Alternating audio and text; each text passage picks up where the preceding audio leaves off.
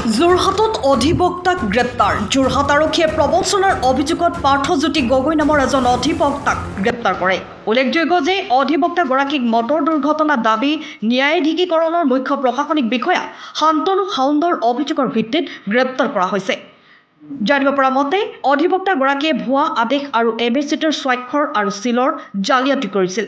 মৰিয়নিৰ তিলেশ্বৰ ফুকন নামৰ এজন অৱসৰপ্ৰাপ্ত অধ্যাপকৰ দুৰ্ঘটনাৰ ফলত মৃত্যু হোৱা ঘটনাত মটৰ দুৰ্ঘটনাৰ দাবী ন্যায়াধিকৰণৰ চলা গোচৰত অধিবক্তা পাৰ্থজ্যোতি গগৈয়ে মৃত অধ্যাপক ফুকনৰ পত্নীক ন্যায়াধীশৰ চহী জাল কৰি প্ৰদান কৰা দুখনকৈ চেক বেংকত বাউন্স হোৱাৰ পিছতেই অধিবক্তাজনৰ ঠগ প্ৰবঞ্চনা তথা জালিয়াতি ফাদিল হৈছিল।